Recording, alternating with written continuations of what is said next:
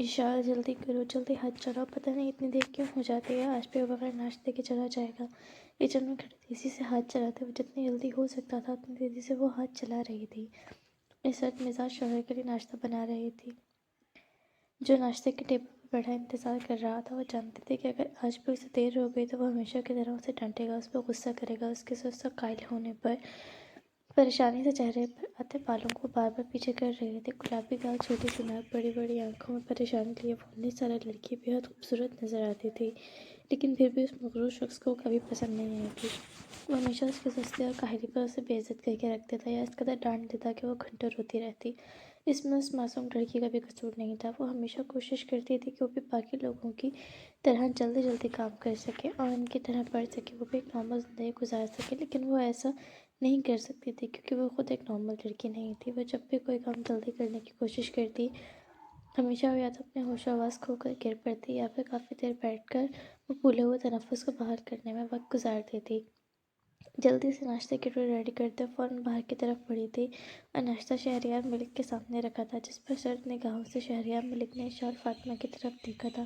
جلدی کرتے کرتے بھی وہ کافی دیر لگا چکی تھی، اتنی جلدی ناشتہ لانے کی بھی کیا ضرورت تھی، تھوڑی اور دیر لگا لیتی۔ پورا دن ہے میرے پاس، میں سارا وقت یہاں بیٹھ کر انتظار کر سکتا ہوں، وہ طنزیہ لہجے میں بولا تھا۔ پتہ نہیں کب تم وقت کی اہمیت کو سمجھو گی، وقت کی اہمیت، تمہیں تو پڑھائی کی اہمیت کا بھی احساس نہیں ہے۔ کلاس میں تم پڑھتے ہوئے سو جاتی ہے، کوئی کام تم جلدی یا وقت پر نہیں کر سکتی، افسوس ہوتا ہے مجھے تم سے شادی کر کے۔ 3 ماہ ہو چکے ہیں ہماری شادی کو، آج تک تم ایک کام بھی ڈھنگ سے نہیں کر سکی۔ انتہائی روکھے لہجے میں وہ ایک بار پھر سے اسے اچھی خاصی سنا گیا تھا اور وہ نظریں جھکائے نم آنکھوں سے اسے سن رہی تھی۔ بولتے وقت وہ یہ بھی نہیں سوچتا تھا کہ اس کے لفظ کسی کے دل پر کتنی بری طرح سے چبھ سکتے ہیں۔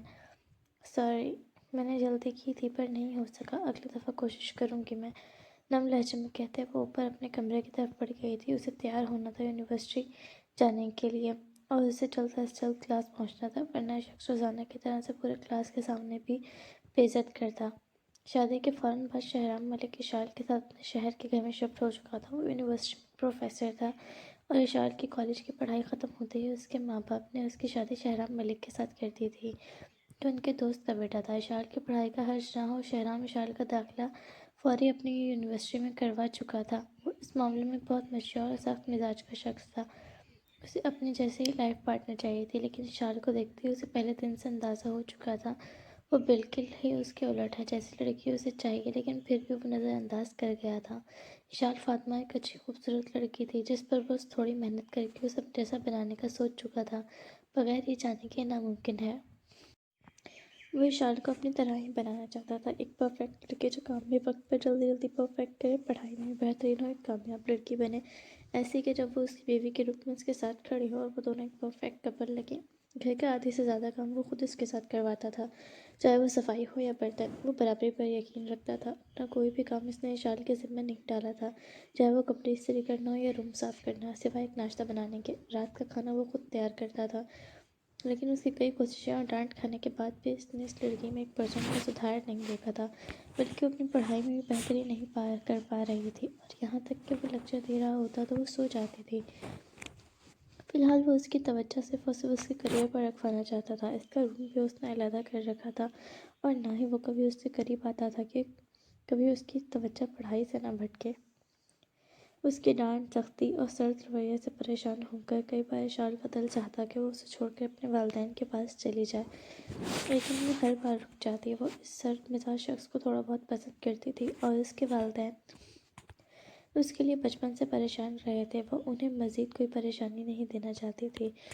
وہ ایک بار اس رشتے کو نبھانے کی پوری کوشش کرنا چاہتی تھی۔ اس کے اپنے گھر میں اس کے والدین نے اس سے آج تک اونچی آواز میں بات تک نہیں کی تھی، اور یہ شخص اسے ہر وقت ڈانٹتا اور بے عزت کرتا رہتا تھا۔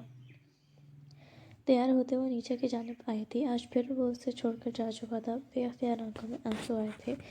اب اسے پبلک ٹرانسپورٹ سے جانا تھا، وہ کبھی اسے اپنے ساتھ لے کر نہ جاتا تھا۔ اشال کو ہمیشہ تیار ہونے میں دیر ہو جاتی اور وہ وقت کا پابند ہمیشہ پہلے ہی یونیورسٹی کے لیے نکل جاتا تھا۔ اسے اشال سے نہ تو نفرت تھی نہ محبت، بس وہ اسے اپنے جیسا پرفیکٹ بنانا چاہتا تھا۔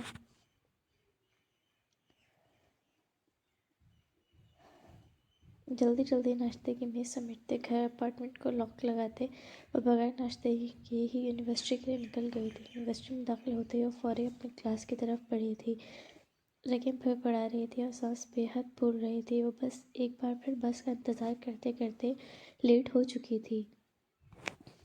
کلاس کے دروازے میں رکتے اس نے اندر دیکھا تھا۔ کلاس شروع ہو چکی تھی اور شہریار ملک کلاس کو لیکچر دینے میں مصروف تھا۔ لیٹ ہونے پر وہ ایک بار پھر اس پر غصہ کرے گا، یہی خیال اسے مزید گھبراہٹ میں ڈال گیا تھا۔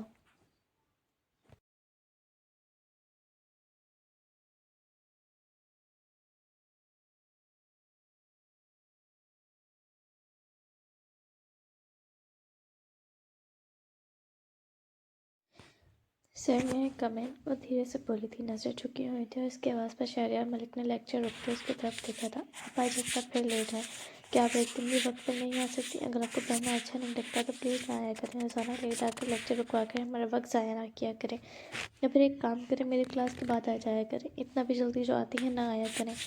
آپ کے نزدیک پڑھائی کی کوئی اہمیت نہیں ہوگی، لیکن ہمارے نزدیک بہت ہے۔ اگر آپ وقت پر آ سکتی ہیں تو آیا کریں، ورنہ نہ آیا کریں، آپ کی مہربانی ہوگی۔ وہ ایک بار پھر سرد لہجے میں اس کی بے عزتی کر گیا تھا اور پورے کلاس اس پر ہنس پڑتی، جبکہ وہ خود کو شرمندگی سے زمین میں گرتا ہوا محسوس کر رہی تھی۔ آنکھوں سے آنسو بہہ نکلے تھے۔ اس کے آنسوؤں کو دیکھتے اسے سر جھٹکا تھا۔ کیا میں نے کوئی جوک سنایا جو آپ سب کو اتنی ہنسی آ رہی ہے؟ وہ غصے میں بول رہا تھا اور پوری کلاس خاموش ہوئی تھی۔ شہریار ملک کتنا سخت مزاج سے اس بات سے پوری یونیورسٹی واقف تھی۔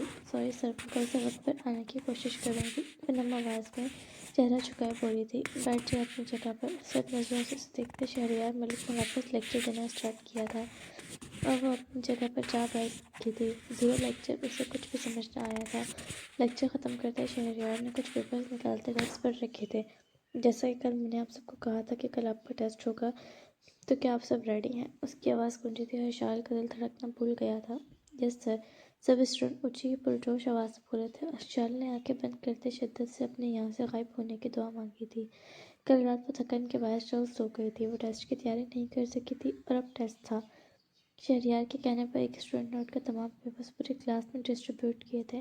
تمام کلاس ٹیسٹ پیپرز پکڑتے ہی اسے حل کرنے لگی تھی، جبکہ اشال ٹیسٹ پیپر تھامے پریشانی سے اسے دیکھ رہی تھی۔ ان میں سے کچھ سوال تو ایسے تھے جنہیں وہ کر سکتی تھی، لیکن کچھ اسے بالکل بھی نہیں آتے تھے۔ خود کو نارمل رکھتے وہ ان سوالوں کو کرنے لگی تھی، جبکہ وہ دور بیٹھا اس کے چہرے کے ہر تاثرات کو دیکھ رہا تھا۔ کچھ وقت بعد ٹیسٹ کا وقت ختم ہو چکا تھا اور تمام اسٹوڈنٹ اپنے ٹیسٹ جمع کروا چکے تھے۔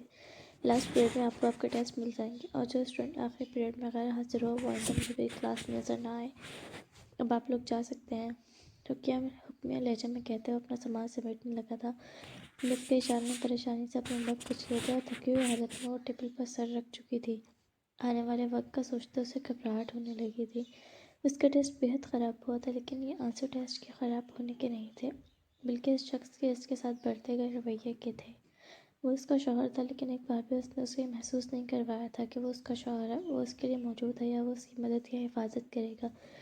اس شادی کے بعد وہ بالکل اکیلی پڑ گئی تھی۔ پڑھائی اور ذمہ داری اور بیماری سب ساتھ جھیلتے وہ تھک گئی تھی۔ پڑھائی میں بھی وہ بے حد کمزور ہو چکی تھی۔ اسے اپنے ماں باپ کی شدت سے یاد آ رہی تھی۔ وہ ہر چیز میں، ہر وقت میں اس کے ساتھ ہوتے تھے۔ بچپن سے جس وجہ سے وہ پڑھائی میں بے حد اچھی تھی، اسے اپنی بیماری کبھی محسوس بھی نہیں ہوئی تھی، جو کہ اب اس کے لیے عذاب بن کر رہ گئی تھی۔ اس شخص کے ساتھ وہ ہمیشہ اسے ایسا محسوس کرواتا تھا کہ وہ کوئی اجنبی ہے اس کے لیے۔ اس سے بات تک وہ کبھی نرم لہجے میں نہیں کرتا تھا۔ وہ اسے اپنی پریشانی یا تکلیف بیان کر سکے۔ اس کے ساتھ رہتے ہوئے ایسا محسوس کرتی تھی کہ جیسے وہ دنیا کی واحد انسان ہوگی جس سے وہ نفرت کرتا ہے، اور اس کی موجودگی اسے ناگوار گزرتی ہے۔ جبکہ وہ پوری کوشش کرتی تھی کہ وہ ایک بیوی ہونے کی ذمہ داریاں نبھا سکے، لیکن ہر بار وہ ناکام ہو جاتی تھی، اور اس ناکامی پر اس شخص سے ملی پھٹکار بے عزتی اسے خود سے نفرت کروانے پر مجبور کر دیتی تھی۔ شہریار ملک نے کلاس سے جانے سے پہلے اشال کی طرف دیکھا تھا۔ اس کا چہرہ چھپا ہوا تھا، وہ نہیں دیکھ سکا تھا کہ وہ رو رہی ہے۔ پوری کلاس جا چکی تھی اور ہمیشہ کی طرح وہ وہیں اکیلی بیٹھی رہ گئی تھی۔ شہریار ملک کو اس کا یہ بیہیویئر بہت عجیب لگتا تھا۔ نہ وہ کسی کے ساتھ بات کرتی تھی، نہ اس کی کوئی دوست تھی، اور نہ وہ کہیں جاتی تھی، نہ کینٹین سے کچھ کھاتی، بس اس سیٹ پر صبح آ کے بیٹھتی اور پھر اٹھتی جب گھر جانے کا وقت ہوتا۔ پتہ نہیں لڑکی کب خود کو بدلے گی۔ حانت آمیز لہجے میں کہتے وہ خود بھی اپنا بیگ اٹھائے باہر نکل گیا تھا۔ وہ کسی دور میں ایک بہت اچھی اور بیڈ اسٹوڈنٹ رہی تھی، اب ذمہ داریاں اور رویے مار رہے تھے اسے۔ دوپہر کے وقت تمام اسٹوڈنٹ کلاس میں موجود تھے۔ شہریار ملک کے بلانے پر سرد لہجے میں ایک اسٹوڈنٹ کو بلاتے وہ انہیں ٹیسٹ تھما رہا تھا۔ شہریار ملک کا موڈ بھی کچھ خراب لگتا تھا، شاید وہ اشال کا ٹیسٹ چیک کر آ رہا تھا۔ جس طرح سے وہ پڑھاتا تھا اس کا کوئی اسٹوڈنٹ کبھی فیل نہیں ہوا تھا، اور اشال کا ان 3 ماہ میں ایک بھی ٹیسٹ درست نہیں ہوا تھا۔ وہ اب بھی گھبراہٹ سے انگلیاں مروڑ رہی تھی، جانتی تھی کہ ٹیسٹ خراب ہوا ہے اس کا، اب وہ ہمیشہ کی طرح اسے بے عزت کرنے والا ہے پوری کلاس کے سامنے۔ مس اشال فاطمہ، شہریار نے اشال کا نام پکارا تھا اور گہرا سانس بھرتے ہمت کرتے وہ سیٹ سے اٹھی تھی اور شہریار کے ڈیسک کی طرف بڑھ گئی تھی۔ یہ ہے آپ کا ٹیسٹ۔ وہ دھاڑا تھا، اس پر پوری کلاس کا ٹیسٹ درست ہوا تھا سوائے اس کے۔ مجھے سمجھ نہیں آتا آپ پڑھنے آتے ہی کیوں ہیں؟ جب آپ کو پڑھائی میں کوئی دلچسپی ہی نہیں ہے تو آپ کو صرف گھر بیٹھ کر آرام کرنا ہے، باقی آپ سے کوئی کام ڈھنگ سے نہیں ہو سکتا۔ صرف میں ہی نہیں، ہر سبجیکٹ کا ٹیچر آپ کی کمپلین کرتا ہے، آپ کسی ایک سبجیکٹ میں بھی امپروو نہیں کر پا رہی ہیں۔ پتہ نہیں آپ یونیورسٹی میں کر کیا رہی ہیں؟ آپ تو ابھی اسکول میں بھی پوری طرح فٹ نہیں ہو پائیں گی، پرائمری کے بچے بھی آپ سے اچھا پڑھتے ہوں گے۔ پتہ نہیں آپ کے والدین نے آپ کو اسکول کیسے کلیئر کروایا ہوگا، یا پھر آپ انہی کے اونچے تعلقات کی بیس پر یہاں تک پہنچی ہوں گی۔ وہ غصے سے اس کا ٹیسٹ زمین پر پھینک چکا تھا، اس بے عزتی اور شرمندگی پر اس کی آنکھوں میں آنسو امڑ رہے تھے جو گالوں پر بہہ گئے تھے۔ وہ بولنا چاہتی تھی، کچھ کہنا چاہتی تھی، لیکن الفاظ حلق سے نکلنے سے انکاری تھے۔ زمین پر پڑے ٹیسٹ کو دیکھا تھا، اس پر اس کے والد کا نام لکھا تھا۔ ان 3 ماہ میں وہ ایک بار بھی والدین سے نہیں ملی تھی۔ اسے اپنے بابا شدت سے یاد آئے تھے۔ آنکھوں سے آنسو صاف کرتے نیچے سے ٹیسٹ اتارتے وہ اس سے فاصلے پر آ کھڑی ہوئی تھی۔ ان کا رشتہ اس یونیورسٹی میں موجود کوئی نہیں جانتا تھا۔ وہ اس قدر غصے میں تھا کہ اس کا روتا ہوا معصوم چہرہ اس پر رقم تکلیف بھی نہیں دیکھ پایا تھا۔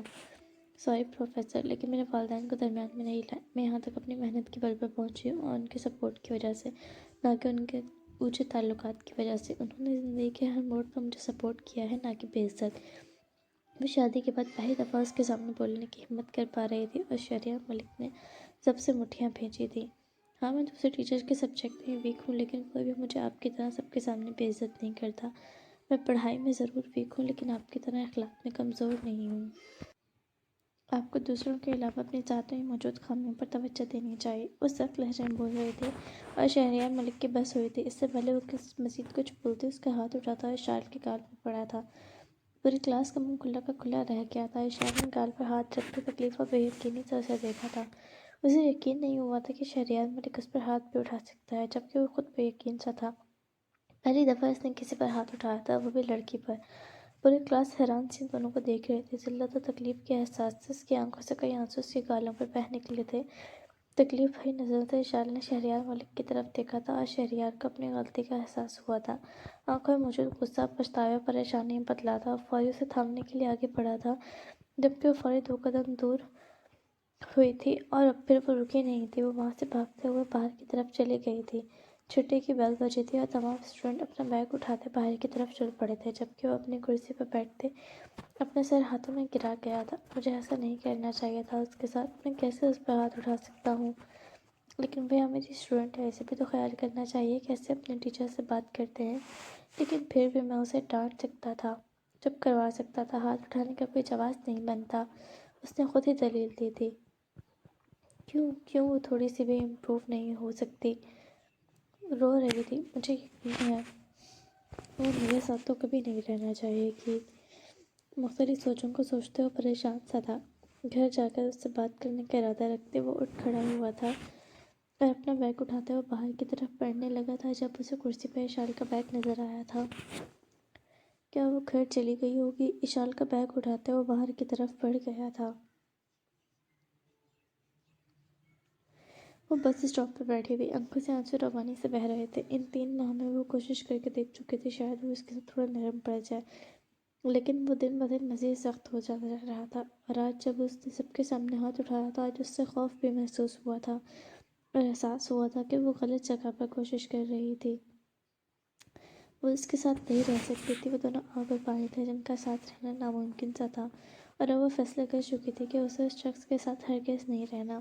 وہ اسے خود سے نفرت اور اپنی بیماری کے ساتھ نفرت کروانے کے ساتھ ساتھ اسے اپنی پڑھائی، شوق اور خوابوں سے بھی نفرت کروا گیا تھا۔ وہ خود کو ایک بیکار انسان سمجھنے لگی تھی۔ دروازے کے باہر کھڑے اس کی آنکھوں سے مسلسل آنسو بہہ رہے تھے۔ وہ شہریار کے اپارٹمنٹ نہیں گئی تھی بلکہ وہ آج اپنے گھر، اپنے ماں باپ کے گھر آئی تھی، جو اسے واقعی اپنا گھر لگتا تھا۔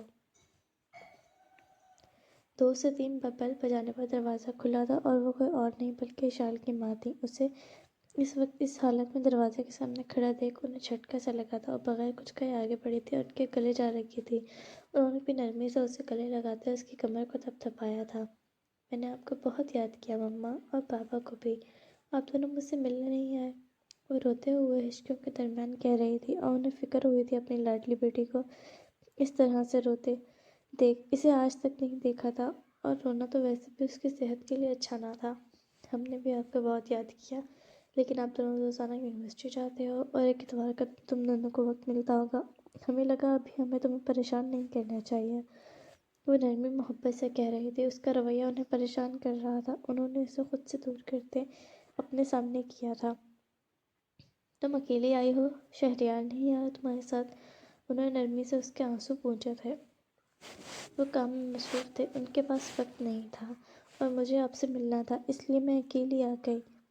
اس ظالم شخص کو یاد کرتے مزید آنسوؤں میں روانی آئی تھی۔ وہ انہیں کچھ بھی بتا کر پریشان نہیں کرنا چاہتی تھی۔ تھپڑ میں بھی اتنی شدت نہ تھی کہ اس کے گال پر نشان چھوڑ دے۔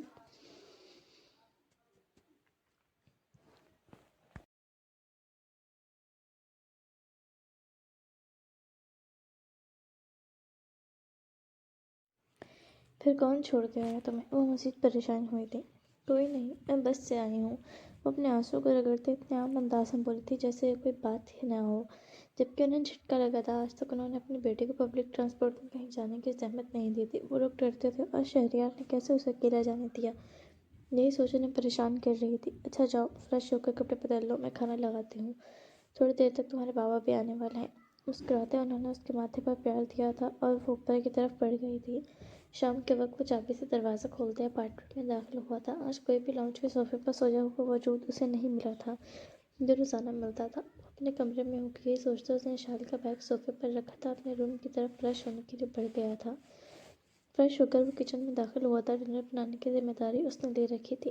ذہن میں ابھی بھی عائشہ اور فاطمہ موجود تھی۔ وہ نہیں نظر آ رہی تھی اور دل عجیب سا ہو رہا تھا۔ اوپر سے دوپہر میں جو حرکت وہ کر چکا تھا، شرمندگی الگ سے تھی۔ معافی بھی مانگنی تھی اس سے، لیکن کیسے سمجھ نہیں آ رہا تھا۔ ریفریجریٹر سے کچھ سبزیاں نکالتے اس نے شیلف پر رکھی تھی، لیکن کچھ سوچتے خود ہی ہاتھ روک لیا تھا۔ ایپرون اتارتے ایک طرف رکھا تھا۔ پہلی بار ارادہ آج اسے کہیں باہر لے جانے کا ہوا تھا اور اسی بہانے معافی مانگنے کا بھی، لیکن خیال یہ نہیں آیا تھا کہ جب غلطی سب کے سامنے کی ہے تو معافی بھی سب کے سامنے مانگنی چاہیے۔ جب وہ برابری کا خیال تھا تو برابری بھی برابر کی رکھنی چاہیے تھی۔ اشال کے کمرے کے باہر کھڑے ہوتے اس نے 1-2 بار نوک کیا تھا، لیکن جواب نہ آنے پر وہ گہرا سانس بھر کر رہ گیا تھا۔ شاید وہ بے حد ناراض یا غصہ تھی۔ یہی سوچتے وہ کمرے کا دروازہ کھولتے اندر داخل ہوا تھا، لیکن کمرہ اندھیرے میں ڈوبا خالی تھا۔ جہاں تک اسے یاد تھا وہ لڑکی تو رات کو بھی کمرے کی لائٹ جلا کر سوتی تھی۔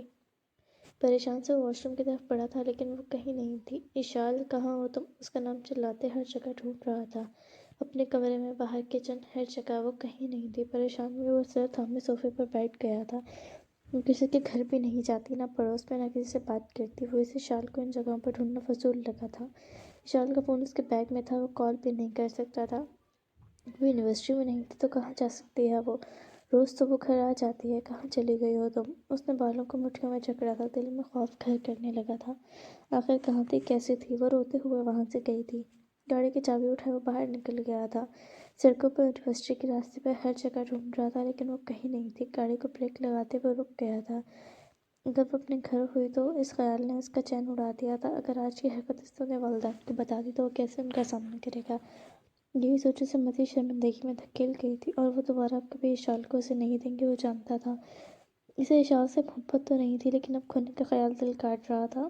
ایک بار موقع تو دیتی مجھے کچھ کہنے کا۔ بغیر کچھ کہے تم نے فیصلہ کر لیا مجھے چھوڑ کر جانے کا۔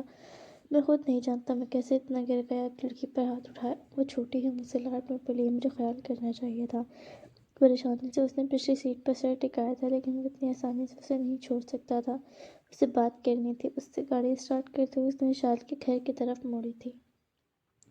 کچھ ہی دیر میں وہ اشال کے گھر کے باہر کھڑا تھا۔ شادی کے بعد وہ پہلی دفعہ یہاں آ رہا تھا اور پریشانی اسے مزید گھبرانے پر مجبور کر رہی تھی۔ ہمت کرتے اس نے بیل بجائی تھی اور دروازہ اشال کے ڈیڈ نے کھولا تھا۔ وہ اسے کھڑا دیکھ مسکرائے تھے۔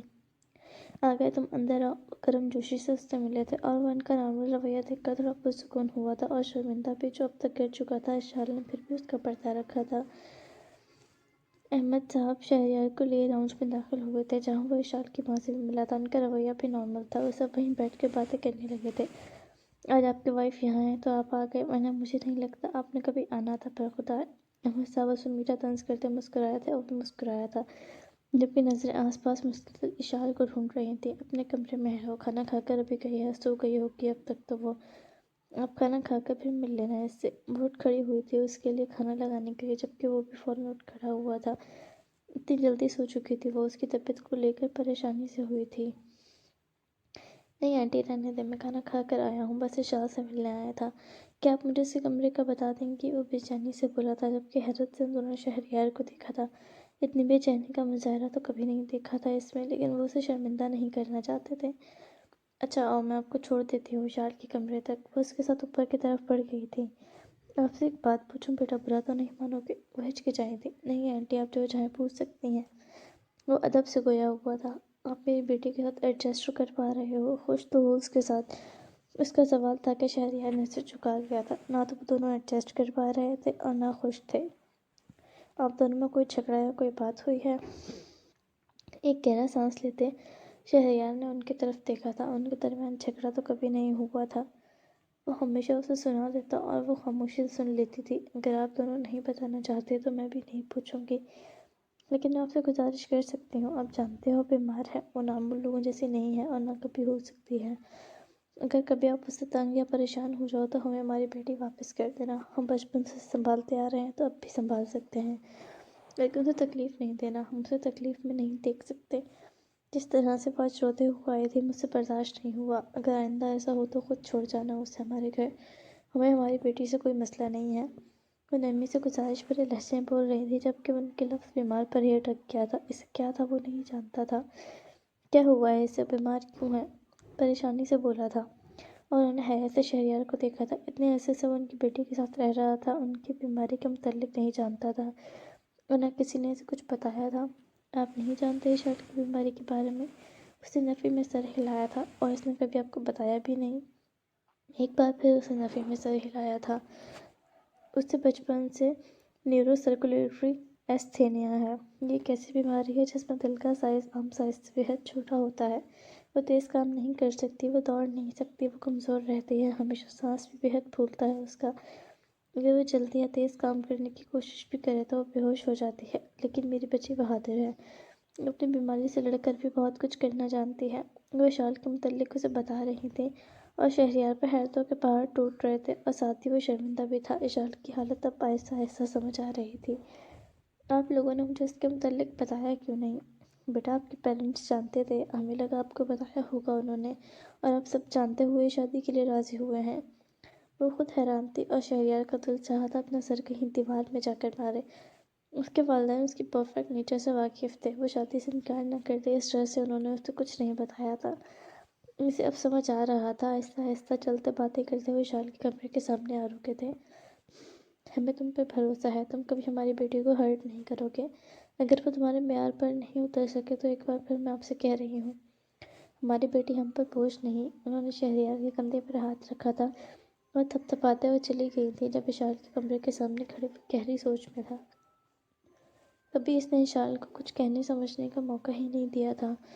اب اس کی ڈانٹ پھٹکار سننے کے بعد کوشش کرتی تھی بدلنے کی، لیکن وہ نہیں کر سکتی تھی، اور یہ اس کا قصور نہیں تھا، اب سمجھ آ رہا تھا۔ اب اسے شکل دکھانے کی ہمت نہیں ہو رہی تھی۔ بالآخر وہ اس کے کمرے کا دروازہ کھول کر اندر داخل ہوا تھا۔ سامنے ہی اندھیرے میں وہ سادہ سی آف وائٹ ٹراؤزر شرٹ میں ملبوس کھڑکی کے پاس رکھی کرسی پر بیٹھی ہوئی دکھائی دی تھی۔ چہرے پر چاند کی روشنی پڑ رہی تھی، جس سے اس کی آنکھوں میں بہتے آنسو صاف نظر آ رہے تھے۔ اسے اس طرح سے دیکھتے دل کو کچھ ہوا تھا۔ اس نے اشال کی توجہ حاصل کرنے کے دروازے پر ہلکے سے انگلیوں کی مدد سے نوک کیا تھا، اور چونکتے اشال نے فوری آنسو صاف کیے تھے اور مڑ کر دیکھا تھا۔ شہریار کو اپنے کمرے میں کھڑا دیکھ اسے حیرت ہوئی تھی۔ اس نے سوچا نہیں تھا وہ اتنی جلدی اسے یہاں دیکھے گی۔ کیوں آئے ہیں آپ؟ جائیں یہاں سے، وہ غصے سے بولی تھی۔ تمہارے لیے آیا ہوں، تمہیں دیکھنے آیا ہوں، کیسی ہو تم؟ وہ بے انتہا نرم لہجے میں بولا تھا اور وہ حیرت زدہ ہوئی تھی، پہلی بار اس کی اتنی نرم آواز اور لہجہ سنتے۔ میں کیسی ہوں یا کیسی نہیں، زندہ ہوں یا مردہ، اس سے آپ کا کوئی تعلق نہیں ہے، تو پلیز جائیں یہاں سے۔ وہ تنفر سے کہتے رخ موڑ گئی تھی۔ اس ظالم شخص کو دیکھتے اس کے ساتھ گزارا ہوا ہر لمحہ یاد آ رہا تھا۔ تم نے مجھے ابھی تک اندر آنے کا بھی نہیں کہا اور جانے کا کہہ رہی ہو۔ مجھے نہیں لگتا تو مجھے یہاں دیکھ کر اچھا لگا ہے۔ آواز اب بھی نرم تھی، جبکہ اشال کا غصہ آیا تھا۔ وہ اس کے گھر میں نہیں تھی جو اس سے ڈرتی، اور نہ ہی وہ اب اس کے ساتھ رہنا چاہتی تھی۔ نہیں، مجھے آپ کو دیکھ کر نفرت ہو رہی ہے۔ مجھے آپ کو اب تو کیا اب کبھی نہیں دیکھنا چاہتی۔ آپ ایک برے انسان ہیں، کمزوروں پر ہاتھ اٹھانا جانتے ہیں۔ میں رہنا بھی نہیں چاہتی آپ کے ساتھ۔ بابا کو سب بتا دوں گی میں۔ جائیں یہاں سے، نہیں دیکھنی مجھے آپ کی شکل۔ وہ غصے میں چیخی تھی اور شہریار نے فوری دروازہ بند کیا تھا تاکہ باہر آواز نہ جائے۔ جبکہ اسے دروازہ بند کرتے دیکھ وہ گھبرائی تھی۔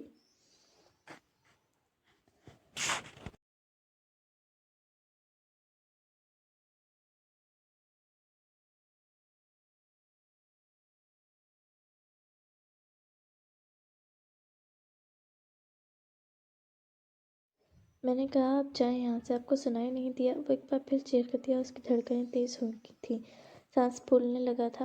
اپنے دل پر ہاتھ رکھتے ہوئے واپس کرسی پر بیٹھ کر گہرے سانس لینے لگی تھی۔ اس کی حالت دیکھتے ایک بار پھر پچھتاوا ہوا تھا۔ اس نے قدم اشال کی طرف اٹھانے شروع کیے تھے اور اشال نے ڈرتے اسے دیکھا تھا، لیکن پھر ایک دم ہمت آئی تھی۔ اس کے باپ کا گھر تھا، وہ یہاں کچھ نہیں کر سکتا تھا۔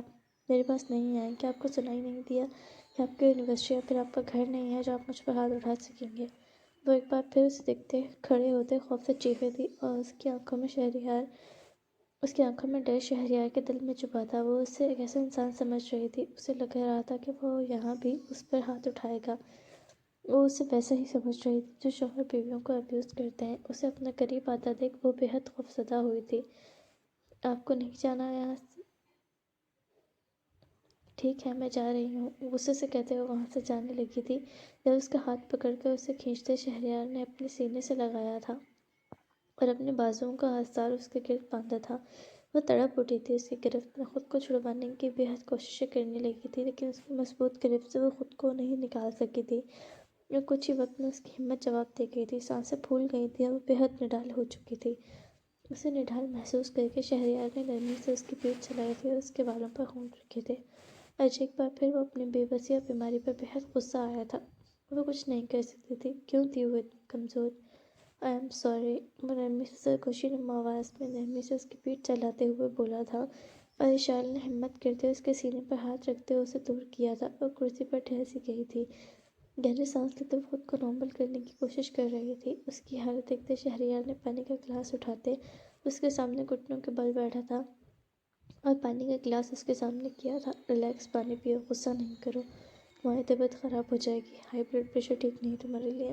وہ نرمی سے اس سے بات کر رہا تھا، جبکہ اشال نے تیش میں آتے اس کے ہاتھ سے پانی کا گلاس لیتے زمین پر دے مارا تھا۔ کانچ ٹوٹتے فرش پر بکھر گیا تھا اور وہ حیران تھا اس کا روپ دیتے۔ وہ تو ہمیشہ خاموش تھی، پرسکون رہنے والی لڑکی تھی، اتنا غصہ کبھی نہیں دیکھا تھا اس میں۔ اتنا عرصہ مجھے ذلیل کرتے، مجھے میری بیماری کے طعنے مارتے، ہر وقت مجھ پر چلاتے، لوگوں کے سامنے مجھے نیچا دکھاتے، سب کے سامنے مجھ پر ہاتھ اٹھاتے وقت جب خیال نہیں آیا تو میرے ماں باپ کے گھر مجھ پر یہ جھوٹی ہمدردیاں جتانے کی ضرورت نہیں ہے۔ وہ پھولی ہوئی سانسوں کے درمیان اب بھی غصے سے بول رہی تھی۔ اس شخص کا یہ جھوٹا رویہ بے حد غصہ دلا رہا تھا۔ بیماری کے طعنے؟ سوری اشال، میں نے تمہیں بیماری کے طعنے کبھی نہیں دیے۔ ہاتھ محسوس ہونے پر چوٹ کرتا تھا، مجھے لگتا تھا کہ تم سست ہو اور بس میں تمہیں بدلنا چاہتا تھا۔ میں نہیں جانتا تھا کہ تمہارے ساتھ مسئلہ ہے، ورنہ عادت بدلی جا سکتی ہے، بیماری نہیں۔ میں کیوں پھر یہ سب کرتا جب میں جانتا تھا کہ یہ سب بدلا ہی نہیں جا سکتا؟ وہ نادم سا تھا، جبکہ اسے جھوٹ سمجھتے اسے پھر غصہ آیا تھا۔ جھوٹ نہیں بولے، اگر آپ کو لگتا ہے یہ سب کر کے آپ مجھے واپس اپنے گھر دوبارہ ذلیل کرنے کے لیے لے جائیں گے تو بھول ہے آپ کی۔ اب دوبارہ سے آپ سے ذلیل ہونے کے لیے میں آپ کے گھر نہیں آؤں گی۔ میرے چند لفظوں پر جب آپ مجھ پر سب کے سامنے ہاتھ اٹھا سکتے ہیں تو کیا میں نہیں جانتی آپ ان سب ہونے کے بعد مجھے اپنے گھر لے جا کر میرے ساتھ کیا سلوک کریں گے؟ میں آپ کے ساتھ نہیں جاؤں گی، آپ مار ڈالیں گے مجھے۔ اشال کی آنکھوں سے آنسو ٹوٹ کر گرے تھے، وہ ٹوٹنا نہیں چاہتے تھے، وہ ٹوٹ رہی تھی، جبکہ اس کے لفظ تیر کی طرح لگے تھے شہریار کے دل میں۔ وہ اسے کیسا انسان سمجھ رہی تھی؟ غصہ اور ایک تھپڑ اس کے دل میں اسے جان سے مار دینے کا خوف تک بھر دے گا، وہ نہیں جانتا تھا۔ ایک تھپڑ اس کی ساری شخصیت کو خاک میں ملا گیا تھا، اسے ایک ڈیسنٹ اچھا انسان ہونے کی جگہ ایک ابیوزر اور مینٹلی سک ہونے کا تاثر دے گیا تھا۔ میں ایسا نہیں ہوں اشال، میں نہیں جانتا تھا تمہاری بیماری کے بارے میں۔ اپنی صفائی پیش کرتے اس کے حلق سے بمشکل لفظ نکلے تھے۔ جھوٹ بول رہے ہیں آپ، مزید جھوٹ نہیں سننا مجھے چاہیے یہاں سے، مجھے نہیں رہنا آپ کے ساتھ، دھیمی آواز میں کہتے وہ اپنا چہرہ ہاتھوں میں چھپا گئی تھی، آنکھوں سے آنسو ٹوٹ کر گر رہے تھے۔ میں سچ کہہ رہا ہوں، مجھے ابھی بتایا آنٹی نے تمہارے بارے میں کچھ نہیں جانتا تھا۔ وہ ہار رہا تھا، جتنا بدگمان وہ خود سے اسے کر چکا تھا، اب مشکل تھا کہ وہ کبھی اس کا بھروسہ کر سکے۔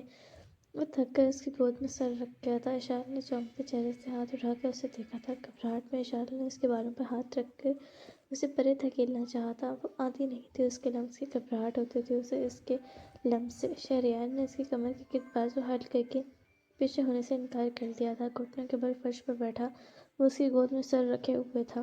ایک بات سن لو یار، یقین کر لو ایک بار پلیز، میں یہاں صرف تم سے معافی مانگنے آیا تھا۔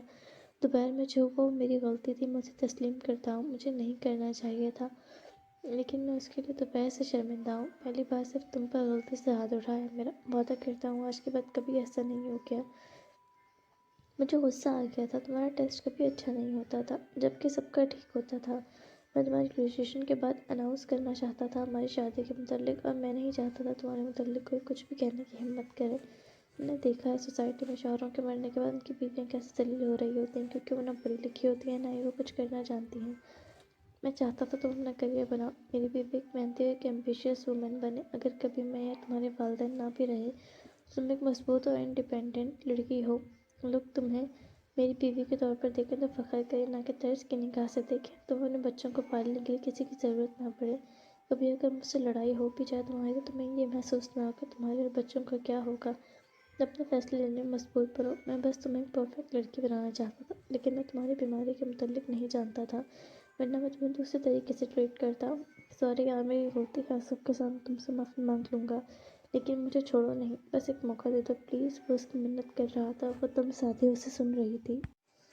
میں آپ کے معیار پر پوری نہیں اترتی اور نہ ہی کبھی اتر سکوں گی، آپ کو ایک پرفیکٹ لڑکی چاہیے جو میں کبھی نہیں بن سکتی۔ بہتر ہے آپ مجھے چھوڑ کر کسی اور سے شادی کر لیں جو آپ کے معیار پر پوری اترتی ہو۔ وہ رخ پھیر گئی تھی اور شہریار نے اس کی طرف نرم نظروں سے دیکھا تھا۔ میں تو ظالم تھا، تم تو نہیں بنو۔ آخری موقع دے کر دیکھ لو، اگر دوبارہ تمہیں کوئی مجھ سے شکایت ہوئی تو تمہارا جو فیصلہ ہوگا وہ مجھے قبول ہے، لیکن اس طرح علیحدہ ہونے کی بات تو نہیں کرو۔ وہ اس کے ہاتھ تھامے منت سے بولا تھا، میں کہہ چکی ہوں مجھے نہیں رہنا آپ کے ساتھ، ہماری کون سی ایسی دلی وابستگی ہے جو ہم ایک دوسرے کو چھوڑ نہیں سکتے۔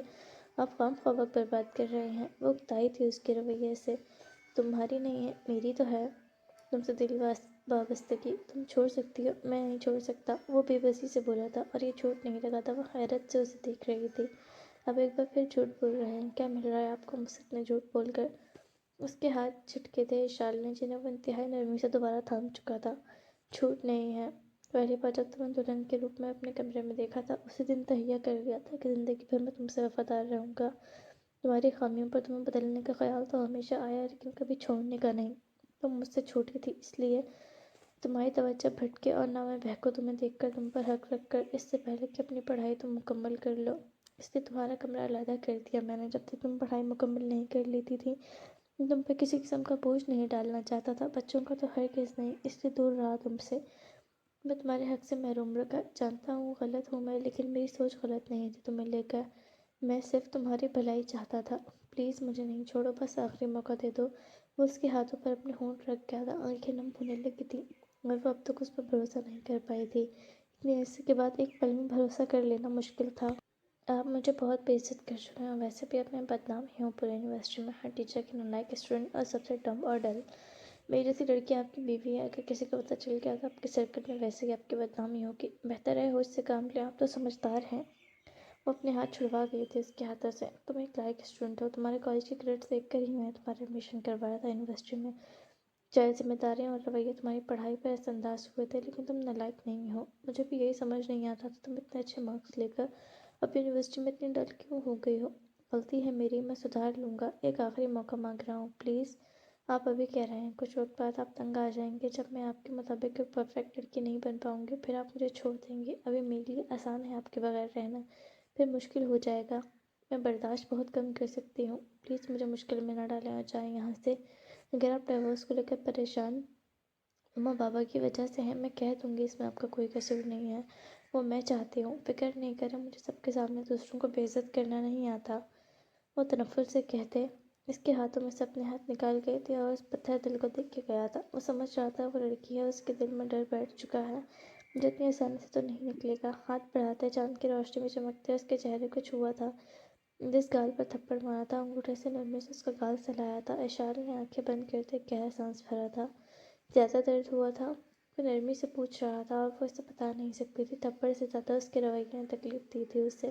وہ بخود سے اپنا سر ہاں میں ہلا گئی تھی اور شہر ملک اونچے ہوتے اس کے گال پر لگ چکا تھا۔ بے اختیار اشارے نے اپنی شرٹ کی مٹھیاں بھینچا تھا اور عادی نہیں تھی اس کی عنایات کی۔ سوری، اس کے گال پر لب رکھے اس نے سرگوشی کی تھی۔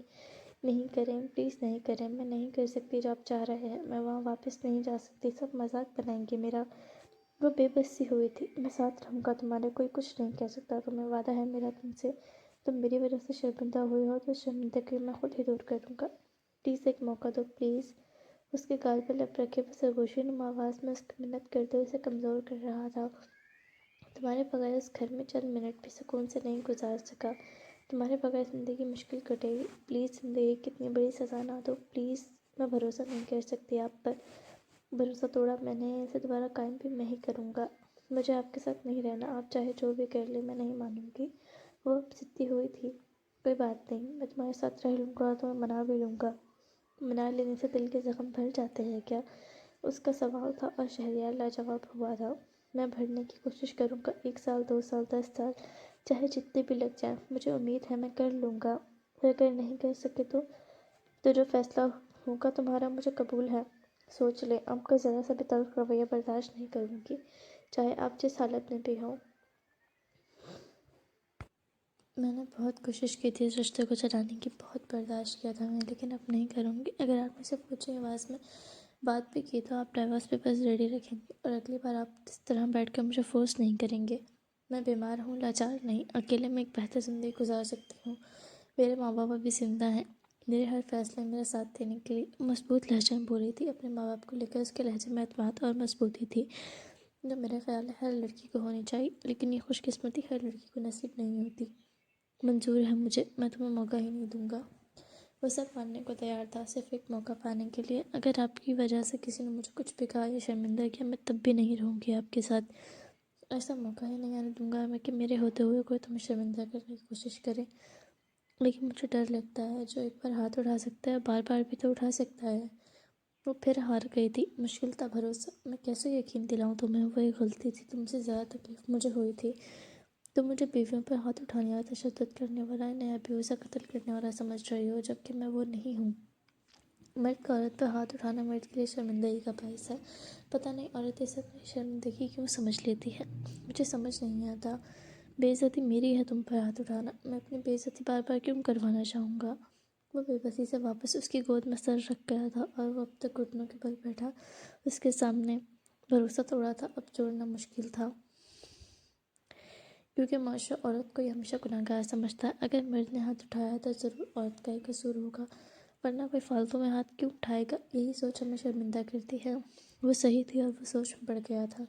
اس معاشرے کی سوچ کو بدلنا ناممکن تھا۔ اگر عورت ہاتھ اٹھائے مرد پر تو تب بھی سب ایسا ہی سوچیں گے۔ عورت تو برداشت کر جاتے ہیں، کیا مرد برداشت کر سکتا ہے عورت کا ہاتھ اٹھانا؟ جو چیز ہم خود برداشت نہیں کر سکتے، ہم دوسروں سے امید کیوں رکھتے ہیں کہ وہ برداشت کرے؟ اگلے دن پروفیسر شہریار ملک کی گاڑی یونیورسٹی کے گیٹ کے سامنے آ رکی تھی، لیکن وہ آج اکیلا نہیں تھا۔ آج اشار فاطمہ اس کے ساتھ موجود تھی۔ وہ اسے ایک موقع دے چکی تھی، صرف ایک۔ دروازہ کھولتے ہوئے نیچے اتری تھی، لیکن وہ گھبرائی ہوئی بھی تھی، سب اسے پروفیسر کے ساتھ دیکھ کر کیا سوچیں گے۔ دفتر سے شہریار بھی اس کے ساتھ آ کھڑا ہوا تھا۔ چلیں، اشار نے نفی میں سر ہلایا تھا۔ وہ اس کا ہاتھ تھام چکا تھا اور ہلکے سے مسکرایا تھا۔ جب ایک موقع دے چکی ہے تو بھروسہ بھی تھوڑا سا رکھ لے۔ نرمی سے اس کے ہاتھ پر گرفت بڑھاتا وہ اندر کی طرف بڑھ گیا تھا۔ کلاس کی طرف آتے اس نے ہاتھ چھڑوا دیا تھا۔ وہ اس کا ہاتھ تھام کر تو کلاس میں داخل نہیں ہو سکتی تھی، اس کی جھجک وہ سمجھ رہا تھا۔ دروازے میں کھڑے ہوتے شہریار نے پہلے اشار کو اندر جانے کا کہا تھا اور پھر اس کے پیچھے خود داخل ہوا تھا۔ پوری کلاس ان دونوں کو اکٹھا آتا دیکھ حیران پریشان سے تھے۔ اشار لب تانتے تلے دبائے پیچھے اپنی سیٹ پر جا بیٹھی تھی اور وہ اپنے ڈیسک پر جا کھڑا ہوا تھا۔ गुड मॉर्निंग स्टूडेंट्स, डेस्क पर लगे माइक में बोला था और सब स्टूडेंट ने ऊंची आवाज़ में जवाब दिया था। जब पहला लेक्चर था शहरयार का, जो वो वक्त पर अटेंड कर रही थी। मिस सलीना, क्या आप थोड़े सा फासले पर हो जाएंगी? मुझे यहाँ एक स्टूडेंट को बिठाना है। पहले लाइन में बैठे एक लड़के से मुखातिब हुआ था। जी सर। वो फौरी बैग उठाते एक तरफ को हुई थी। वैसे इशार, फातिमा प्लीज़ यहाँ आ जाए, वो इशार की तरफ देखते नरम लहजे में बोला था और पूरी क्लास ने मुड़ते उसे देखा था। वो इशार का दिल चाहा था कहीं छुप जाए। अपना बैग उठाते हुए वहाँ आ बैठी थी। आज लेक्चर देर से शुरू करेंगे। आज कुछ बातें हैं जो मैं आपसे करना चाहता हूँ। क्या आप मुझे सुनना चाहेंगे या नहीं? पूरी क्लास ने एक साथ हामी भरी थी और इशार का दिल तेज़ी से धड़क रहा था। बोलने से पहले शहरयार मलिक ने गहरा सांस लिया था। हमारी ज़िंदगी में हमेशा ऐसा होता है कि बहुत सी चीज़ें हम खुद से खुद कर लेते हैं। हम अगर सामने वाले में कोई खामी देखते हैं तो हम उसे उसकी बुराई या खामी समझ कर दूर हो जाते हैं। उसके पीछे की वजह जानने की कोशिश नहीं करते। अगर कोई खामोश है तो हम उसमें बहुत अकड़ है, ये सोच कर उससे बात नहीं करते, जबकि हो सकता है वो किसी परेशानी में हो या फिर उस मुश्किल ज़िंदगी ने उसे तोड़ दिया हो। बातचीत इस मसले का बेहतरीन हल है। बात करने से बहुत से मसाइल पैदा होने से पहले ही ख़त्म किए जा सकते हैं। मैं ये गलती कर चुका हूँ, इसलिए मैं नहीं चाहूँगा मेरी गलती बाकी सब भी दोहराएं। तमाम स्टूडेंट ने समझने के अंदाज में सर हिलाया था और उसने एक वक्फा लिया था। जैसे कि आप सब जानते हैं, कल मैंने मिस इशार फातिमा पर हाथ उठाया था, जो कि मेरी गलती है, मुझे नहीं करना चाहिए था। मैं अपनी गलती तस्लीम करता हूँ। ये मेरी पहली गलती थी और आखिरी भी, जिस पर मैं शर्मिंदा और नादिम हूँ और ज़िंदगी भर रहूँगा। मिस इशार फातिमा, मैं अपनी गलती के लिए माज़रत ख़्वाह हूँ। क्या आप मुझे उसके लिए माफ़ कर सकती हैं?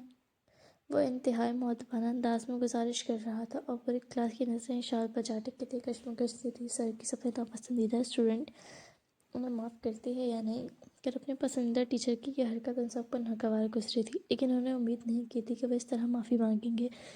सबकी नज़रें शाल को घबराहट में मुब्तला कर रही थी। उसने धीरे से इस बात पर सर हिलाया था और पूरी क्लास में शाल फातिमा के लिए तालियों का शोर गूंज उठा था। शुक्रिया मिस शाल फातिमा, आपका यह एहसान मैं ज़िंदगी भर नहीं भूलूंगा। मैंने अपनी गलती की माफ़ी मांग ली, अब आते हैं आपकी गलती की तरफ। उसका कहना था कि शाल नज़र झुका गई थी और वो प्रोफेसर था। बदतमीज़ी तो इसने भी की थी और पूरी क्लास को हैरत हुई थी। आपको अपनी गलती मालूम नहीं होगी, मैं आपको बताता हूँ आपकी गलती, और मैं ख़ास तौर पर अब क्लास की सभी लड़कियों से मुखातिब हूँ। थोड़ा गौर से सुनिए। औरत इस कायनात की बनाई हुई सबसे मजबूत चीज़ है, तो खुद को कमज़ोर और बेचारा समझना बंद करें। एक औरत को अपने आप को इस तरह से रखना चाहिए, कोई आपके किरदार पर उंगली उठाने या फिर कोई आपसे बात करने से पहले भी 1000 बार सोचे। आप जितना खुद को कमज़ोर और बेचारा दिखाएंगे, लोग उतना आप पर हावी होंगे, आपका मजाक बनाएंगे। इज़्ज़त तो फिर छोड़ ही दें। जितना आप खुद को मजबूत और पुरअज़मत बनाएंगे, उतना ही लोग आपकी इज़्ज़त भी करेंगे और उंगली उठाने से पहले हाथ 1000 बार सोचेंगे, क्योंकि वो जानते हैं उन्हें ताज भी भुगतने पड़ेंगे। बेचारी बनने से बुरी बनना 1000 गुना बेहतर है। और याद रखें, औरतों को इतना मजबूत होना चाहिए, अगर कोई आपके साथ बुरा करे तो रोने से पहले उसे रुलाएं, फिर रोएं। ये दुनिया अच्छे लोगों के साथ हमेशा बुरी बनती है और कमज़ोरों के लिए भी लड़ना सीखें। कल मैंने मिस इशार फातिमा पर हाथ उठाया। आप लोग चाहते तो मेरे खिलाफ प्रोटेस्ट कर सकते थे। मैंने किया वो गलत था, लेकिन आपने नहीं की, क्योंकि आप लोगों को किसी से कोई सरोकार नहीं है। और मिस इशार फातिमा, आपकी गलती है कि कल आपको खामोशी से यहाँ से नहीं जाना चाहिए था। मैं प्रोफेसर हूँ आपका, मुझे हक नहीं था आप पर हाथ उठाने का। आपको उसको कोई स्ट्रॉन्ग रिस्पॉन्स देना चाहिए था, चाहे वो एक वापसी थप्पड़ की सूरत में क्यों ना होता। वो इशार को देखते हुए बोला था और हैरत से क्लास ने और इशार ने उसकी तरफ देखा था। वो शायद पहला कोई होगा जो खुद को आपसे थप्पड़ मारने की बात कर रहा था। वो उस पर कैसे हाथ उठा सकती थी? आप सबको हैरत हो रही होगी, आप शायद कुछ ये भी सोच रहे होंगे, कल मैं गलती करने के बाद आप सबकी नज़रों में अपनी इमेज साफ करने की कोशिश कर रहा हूँ। तो ऐसा नहीं है। याद रखें, हम किसी का खुद के साथ क्या पहला जुल्म या पहला अब्यूज़ खामोशी से सह लेते हैं, बर्दाश्त कर लेते हैं, पहली दफ़ा है, और पहली खामोशी बर्दाश्त ही सामने वाले को दोबारा आपके साथ गलत करने पर उकसाती है। और ये सिलसिला शुरू हो जाए तो फिर रुकता नहीं। पहली बार में ही सामने वाले को ऐसा जवाब देना चाहिए कि दोबारा वो हिम्मत न कर सके। और यहाँ कुछ मैरिड गर्ल्स भी है, तो याद रखें, उन पर हाथ उठाने की इजाज़त आपके माँ बाप के अलावा किसी को भी नहीं। मैं एक बार फिर रिपीट कर रहा हूँ, किसी को भी नहीं, चाहे वो कोई भी हो। वो खामोश हुआ था। क्लास में सन्नाटा सा छा गया था। शायद वहाँ पर कई ऐसी लड़कियाँ थीं जो ससुराली शौहर का अब्यूज़ सह रही थीं। अब चलते हैं थोड़ा बहुत लड़कों की तरफ, जिन्हें सबसे ज़्यादा ज़रूरत है सीखने की। हम लड़कों की सबसे ज़्यादा प्रॉब्लम ये होती है, हम खुद को हुक्मरान समझते हैं और जो हमारे दिमाग में आ जाए हमें वहीं दूसरों पर मुसल्लत करना होता है। लोग अपनी फजूल हुक्मरान तबीयत सिर्फ अपने से कमज़ोर घर की औरतों पर अप्लाई करते हैं। पूरी क्लास के लड़के इर्द गिर्द देखने लगे थे, जिसमें कुछ लड़के अभी नए नए बने शौहर हजरात भी थे। میں یہ غلطی دہرا چکا ہوں، آپ لوگ نہیں دہرانا۔ بہت پچھتاوے کے الٹا خود سے نفرت ہے اس میں، جس کا احساس بعد میں ہوتا ہے، جس سے ہم تکلیف دے رہے ہوتے ہیں اس کا حساب تو پھر آخرت میں دینا ہی ہوتا ہے۔ حکمران نہیں ہمدرد بنو۔ کسی کو جج کرنے سے پہلے ایک بار بیٹھ کے اس سے بات کر لینا، اس کے مسائل سمجھ لینا، سب کچھ خود ہی آسان ہوتا چلا جائے گا۔ لڑکوں سے رخ موڑتے وہ ایک بار پھر اشال کو دیکھ رہا تھا۔ سب سے آخری بات جو میں آپ سب کو بتانا چاہتا ہوں، اس نے ہاتھ سے اشال کی طرف اشارہ کیا تھا۔ شی از مائی وائف۔ اس کے ہونٹوں سے لفظ ادا ہوئے تھے اور پورے کلاس کا منہ کھلا کا کھلا رہ گیا تھا۔ یقین کر پانا بےحد مشکل تھا۔ وہ سب حیرت سے ان دونوں کو دیکھ رہے تھے اور اشال نے کوشش کی تھی کہیں چھپ جانے کی، لیکن جگہ کہیں نہیں تھی۔ میں نے آج تک ایک لڑکی پر کبھی ہاتھ نہیں اٹھایا، چاہے بچپن میری چھوٹی بہن بھی تھی، کبھی نہیں۔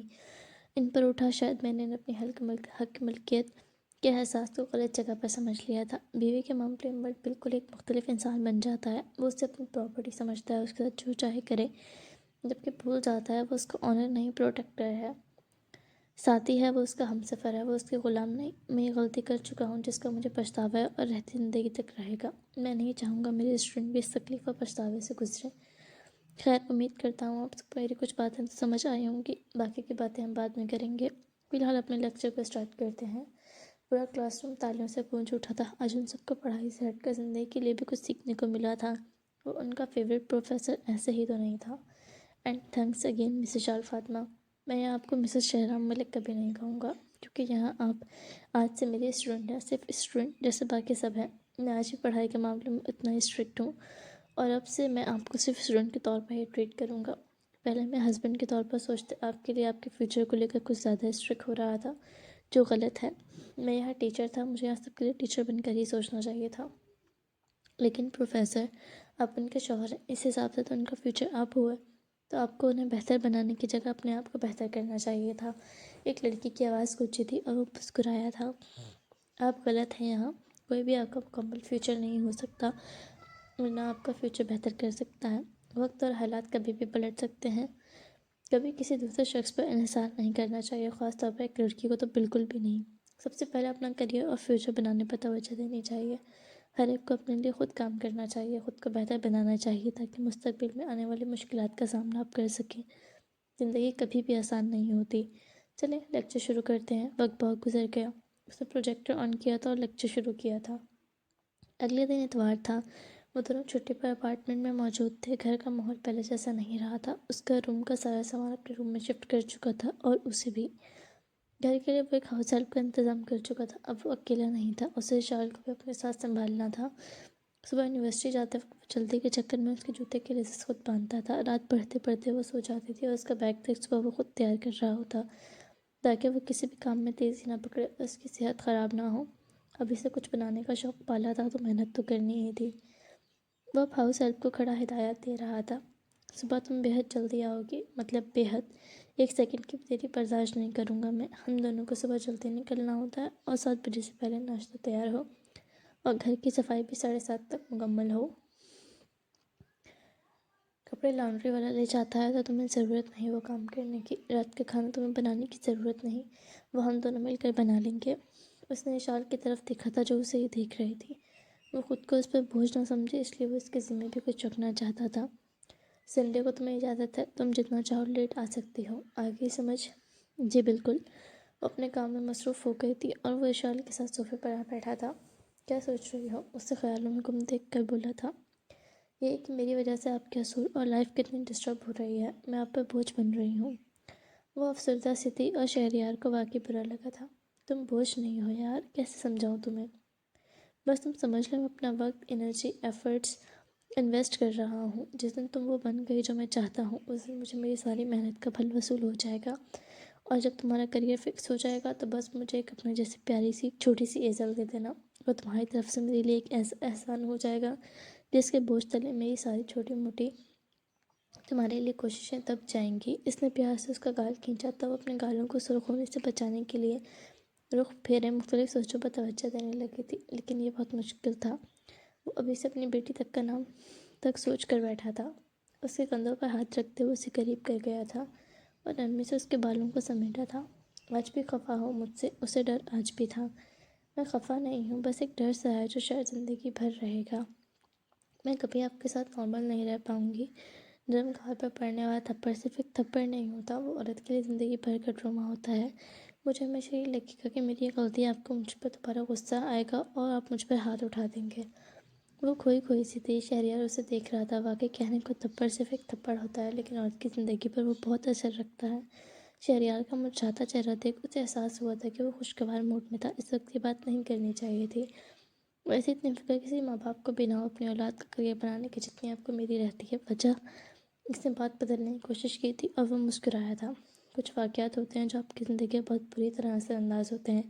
میں نے زندگی میں چند ایک واقعات دیکھے تھے جو مجھے بری طرح متاثر کر گئے۔ میں نے تہیہ کیا تھا اپنی فیملی کو ان حالات تک تو کبھی نہیں آنے دوں گا، انہیں ایک اچھی زندگی دوں گا، رہتے بھی اور نہ رہتے بھی۔ وہ نرمی سے اس کے بالوں سے کھیل رہا تھا۔ وقت کا تو پتہ نہیں ہے، آپ سے پہلے میں بھی تو جا سکتی ہوں اس دنیا سے۔ وہ لاپرواہی سے بول رہی تھی، لیکن شہریار ملک کے دل پر لگی تھی۔ اس کی بیماری کے بارے میں جاننے کے بعد سے ویسے بےحد پریشان رہتا تھا اس کے لیے۔ بے شک جان لیوا نہیں تھی، لیکن پھر بھی ایک فکر سی تھی۔ کچھ نہیں ہوگا، اور دوبارہ اپنی زبان پہ یہ بات تو بالکل بھی نہیں لانا۔ خفگی سے کہتے وہ اسے کھینچتے اپنے قریب کر گیا تھا اور سختی سے اسے اپنے گلے لگا گیا تھا، جس پر وہ دھیما سے مسکرائی تھی۔ اگر وہ بدلنے کی کوشش کر رہا تو اسے بھی اس کا ساتھ دینا چاہیے تھا۔ اسے اپنے سامنے کرتے شہریار نے اشال کے گال پر ہونٹ رکھے تھے، جس سے اس کے گال مزید سرخ پڑے تھے۔ ویسے میرے قریب آنے سے تمہارے دل پر تو کوئی اثر نہیں پڑے گا نا؟ وہ احتیاطاً پوچھ رہا تھا اور وہ سٹ پٹائی تھی، دور ہونے کی کوشش کی تھی، لیکن وہ اس کی گرفت میں تھی۔ اس کی نظروں کا مفہوم وہ سمجھ رہی تھی۔ کیوں پریشان ہو رہی ہو؟ میں نے تو صرف ویسے ہی پوچھا تھا۔ وہ مسکراتے اس کے دوسرے گال پر لب رکھتے اس کا سر اپنے سینے سے ٹکا گیا تھا۔